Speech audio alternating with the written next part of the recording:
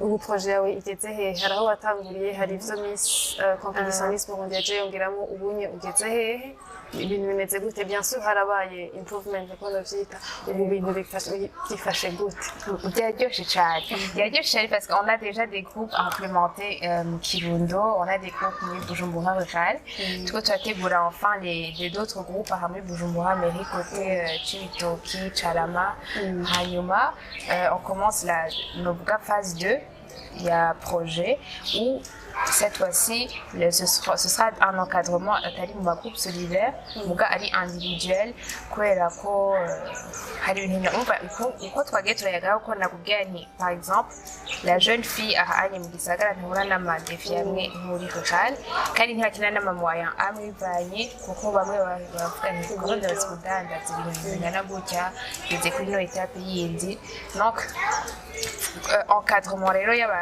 jeune femme rero bamaze kugira aho bishikanye muga ashaka kuduga kuri niveau ikurikira niyo cyo dutangura avec cette phase de d'ailleurs j'ai très hâte gusa rero je vais pas tout dévoiler déjà tuzoyibona bishitse nawe ndagutumiye muri izo donc c'est très bien byoshe cyane kubona ko ya déjà amasutyo aba déjà implémenté mbere bariko barakora ils ont déjà bariko batangwa kwishura les quantième mois on va entendre bientôt leur témoignage bahejeje cycle yawe ya mbere y'amakredi n'abandi tugira tugitanguza aha Bujumbura mairie ce sera vraiment ça qu'on a c'est Ego tubwira igitigiri c'abakobwa n'abagore ugeze ku kino saha ufasha muri izo mpuze mu ntara zitandukanye. D'accord. Alors nous avons 3 groupes de chaque groupe est 15 jeunes femmes. Donc on a 3 groupes au Kirundo, 3 groupes muri Bujumbura rural, ce qui nous fait 90. Bamaze kuja dans les bamaze kuba en cadre. Sinon abamaze kuronka une partie des formations bakaba novuga ntibagere kuri phase yuko baba baronse le crédit bo bararenga cyane muga abamaze le cœur beza twashoboye kugumana jusque là c'est 90. Abo badamu n'abakobwa nanone ni wese bakiza muri processus yo kubatubwiye ko muca mu bintu byo guvakrita mukakuramwo bamwe mukaravyo bamwe bakeneye etu abo bagore bose mwese bafise sa propre histoire utubwira histoire nka zitatu canke dushoboye kwibuka zabukoze ko kurusha izindi twavuga ati wow sinari nzi ko hari umuntu abaye dans des conditions pareilles canke des trucs de genre. Kanda gutangure kuri imwe y'umukobwa wo mu Kirundo. Wewe elle était beaucoup plus jeune que tous en groupe. Elle avait niho yagitangwa d'ailleurs université. Hanyuma elle vivait chez ses parents donc des filles yo convaincre les parents yuko ari igikorwa ciza. Hanyuma abwana n'abavyeyi aratangura bwa mbere turagira ubwoba elle est quand même beaucoup plus jeune que les autres niwe yexeye muri bose niwe yabasubije bose ari na président wa groupe wabo avec inyungu ziwe yaririhira université araheza kwiga aragira tour ya kabiri en fait urasigaye avuga none est-ce que ashaka kwandika ahantu akaduha amakuru natwe twishimira ubusa yaratanguye aratanguza umutahe wiwe hanyuma ça s'est mal passé d'abord arabura comment mbega se kwishura gute hamwe dufate par exemple wari waranguye hanyuma les produits zirononekara ça c'est une réalité que abantu bakunda kuvuga muga ça arrive c'est ntugenda utanga bisa amayabi toujours ici ça va bien se passer hanyuma hariho la première chose qu'on devait fight no kwera ko abantu iyo babaye découragé gutyo baba bashaka komoka reka disparaisse na kare byananiye be baranambwiye ko umugore katagishobora noneho voilà biramfanya en fait igihe umuntu bidebwisha icyarimwe muri yo n'ubwo babare bagize muga amenya ubwenge aregera l'un des formateurs aramwexplica ibintu byagenze gutya na gutya na gutya hanyuma nuvuga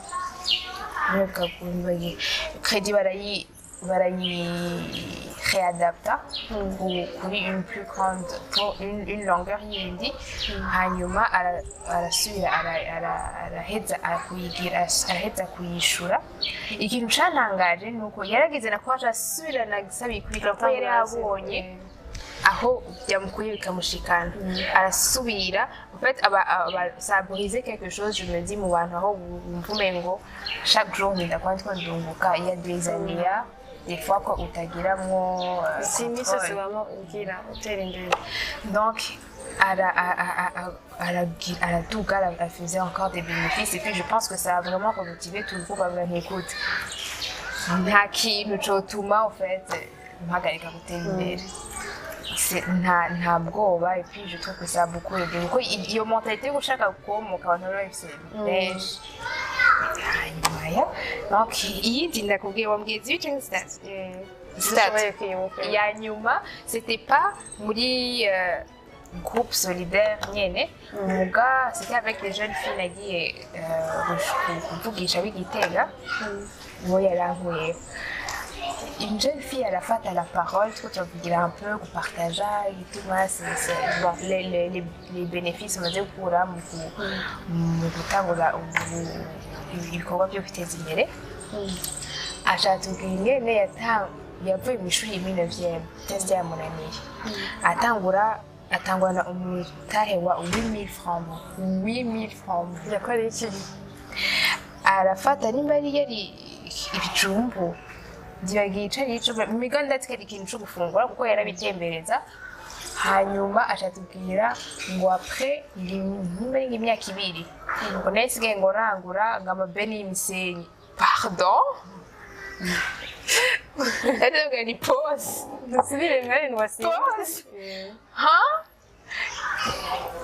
ngiko ngo nendaga ngo byatanguye ngo ntwara ngo ibyo donc nibyo bijumbu cyangwa amatwi je sais plus kujya abitwarira ku machantier abakozi yageze gufungura bakayimugurira akaza arabona ni bakiri umusenyi kantangure ku mufuko w'umusenyi awuzana agenda arakuruko onye aska arangura ndavuga ni mais écoute mademoiselle je pense que à this point c'est niveau mwigisha à la base s'il te plaît viens nous encadrer parce que c'est difficile ce que tu livres kuko wiyumviriye we 8000 francs uyakoze icyo cyo imparura be fashe café haraba mwigisondo gusa extraordinaire si je peux multiplier 8000 ukashikana mu beni y'imisenyi wahawe byinshi ukote kuri multiplier kuri no rate Nako harimo kana interrogation ni somo komeye cyane uko uhura n'abantu nk'abo baraguchallenginga mu buzima bwa ni en fait naho ibyo nishimira c'est rien du tout baraguchallenginga n'abavuga ni hajyanye je bifashwa gusuzuma ko kuko ukura ubumenyi mu bantu benshi batandukanye kandi biranakugura mu mutwe kwa extraordinaire c'est pas. Donc voilà 1, 2, 3 histoires il y a dame/fille vraiment qui a yikeme ni vision ufitiye ijya projet yawe ya le Burundi la femme burundaise cyane dans les affaires ni vision ifitiye muri kazoza je nifuza yuko ça devienne un standard il y a la jeune femme qui excelle muri business économique en général de façon qu'on va dire oui, oh, tu es une jeune fille. Quand le monde dit c'est que même d'habiller un stéréotype, she must be really good in business. Niyo shaka ko niyo but, ça devient un standard. Hama tavuga ni ngurumva ngo tuje nguhighlightinga ngo abakobwa ngo bateye imbere. Non, c'est tellement normal que nta kintu, it's not news. Kelly tugaruke kuri kino kibanza turimo wadutembereje uradusigurira yuko umara umwanya munini ngaha mu kazi ukora etu utubwira ikintu wakorera ndetse n'ivyo bigufasha wewe like, en tant que personne que femme d'affaires projet qu'on a fait avec ma famille vraiment on battait depuis le début vieilli nabo tuvukana on a commencé en février hanyuma c'est un centre de loisirs mais c'est bien atanga ivyumviro twogira gutya canke kuriya ici on essayait d'abord hama ahanye c'est vraiment pour le fun muga family fun niyo vision yacu où toute la famille peut venir atari umwana gusa yiyamiza muga n'umuvyeyi ashobora gupasa un bon moment hanyuma quand on a lancé je nakora cane cane tout ce qui va être marketing, relations publiques, customer service. Donc j'étais beaucoup en contact en fait avec les clients et abandi bapartenaire doit dufise babaklients. Hanyuma avec Miss Burundi, je n'ai pas la même facilité d'être ici H24. Et je suis toujours là pour venir qui est Miss Plage. Je sais faire mon travail. Donc c'est vraiment c'est un plaisir. Uko bigorana kose biraryoshe kurushobora gukora quelque chose en famille avec une mwakunze kandi ari une vision un peu commune économique. Donc voilà, c'est un peu ça, un peu l'histoire du splash qu'on a fait. Et tout le monde faisait comme Missisa, on crée encore plus d'activités pour inclure tous les âges vraiment. Ataouza avuga ni jewe nari nje kurorera abandi baryoherwa surtout. Ni family legacy. Numva ari akantu gatesa gashoboye kubandanya kakati no mu bana banyu. Wow! Kubara akantu gatesa yabuze kubana. Tuce tugira muri ako gatransition nyene hariho novuga nti business mbeko no yita uretse gushira ahabona nta madetail menshi cyifisheko. C'est vrai. Kandi je te félicite on a watunyegeje ibintu nkabijya. Yitwa les 21 legacies.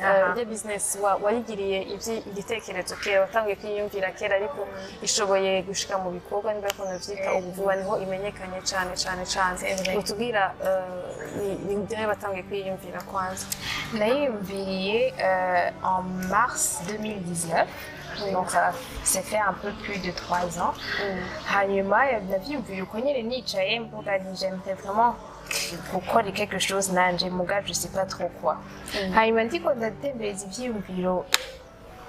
Non, c'est cette idée, c'est la bonne, c'est elle, c'est ça même. Par contre, je ne m'y connaissais pas du tout.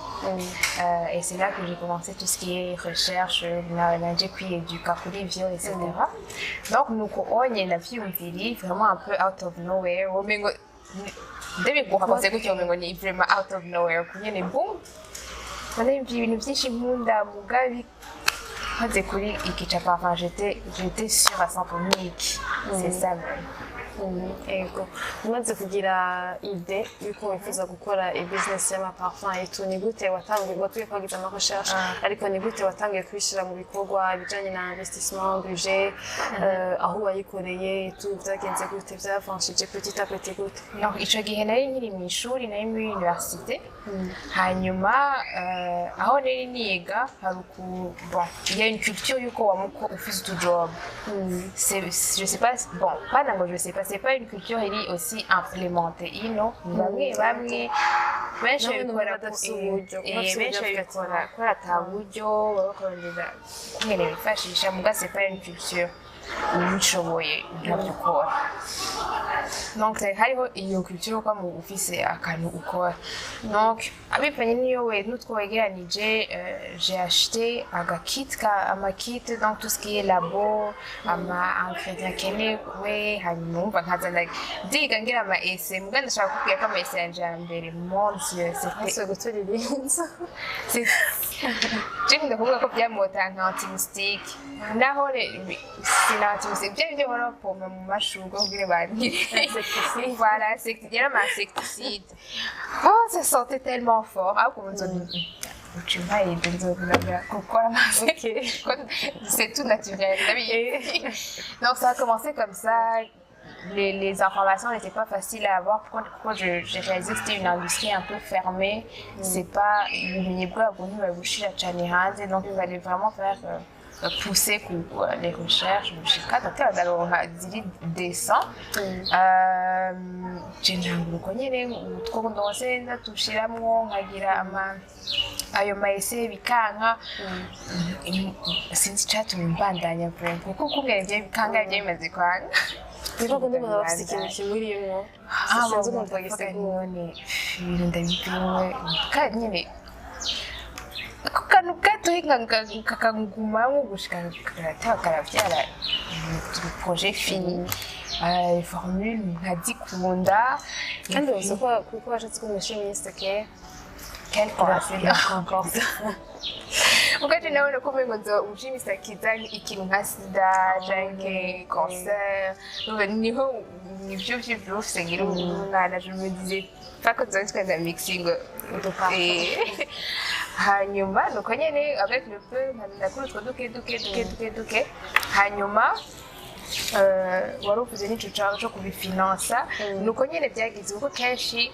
abantu bambajije bajavuga ni ça doit être bien mungene les parents bagushigikira c'est pas trop le cas barashigikira mukundeka kubikora ngo bavuga ni bon we musaza bakumvise kwiga ngende rero ntawagutumye kuri ikindi kintu ushaka ko rwoja bukore hanyuma nimba ari akayipaye kawe muga tekana mu mutima n'uvyiyumvire no kugira umupira cyavuga ni bon je ndakuretse muga ubana yukoreka kandi icyo twakunze gukora hanyuma ngira babibona n'umengo tuni tutubaziringa à côté ntibabona ko nabishyize mu sérieux no mutima parce que nyine bavuga nti iga kakarani kari sérieux ubwo moyen bwanje ubwo moyen ngomba gushigira nganje ça aussi pris quand même un temps hanyuma defi ya mbere ikaza ukayigiramwo ko après naravuye ku ishuri ndataha mu Burundi mbeba sinzi mbega dibana facilities facilities byose ukagenda urabyiga hanyuma bigatera byose bika nkuko wavuze kuzuzanya nyine bigatera kikaba guhama processus yo manufacturing est-ce que wabikoreye ino si ntayonze vraiment nta ntuze ndumva ikora ibyo nka parfum ino est-ce que kugira ubishire mu dukopo ego formule wari wayito ariko kugira ngo ubishire mu dukopo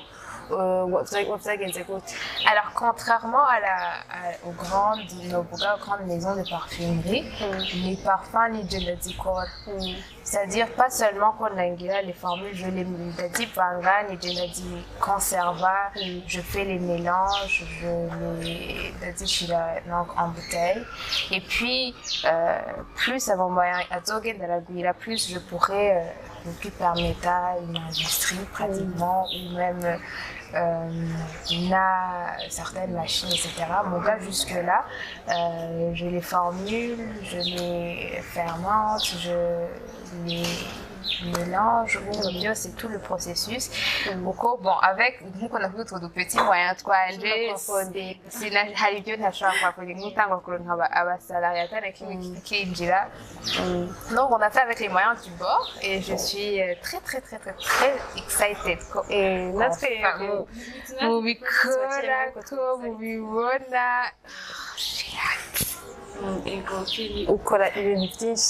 ibintu twaze kudiscuta ukora ngana byinshi cyane pourtant t'es très jeune kandi hari ukuntu abajeunes niko ndageneraliza ariko bamwe baravuga ati jewe ndabizi ni ishuri ndiga kuva maternelle niga ngira nzembe iki je nco mbandanya ntungire ngo ndevye nje kurondera uduhera oya amahera ntanguranye n'akazi oui en tant que jeune entrepreneur ni gihe conseil nofukangira dusoze ni conseil wotanga ku bantu umuntu uvuga ati nubwo wewe ufise carrière ushaka gushika ko amahera arakenerwa ajya bazoguhemba ku kazi nkazokwira niye conseil wobaha en général surtout les jeunes filles ndakubwize ukuri le premier conseil notanga recherche vraiment à avoir la clarté ku ushaka parce que si ibintu benshi bazi icyo bashaka umaze kumenya icyo ushaka ibindi byose ça devient très simple n'ama principe asanzwe niba uvuga nti vraiment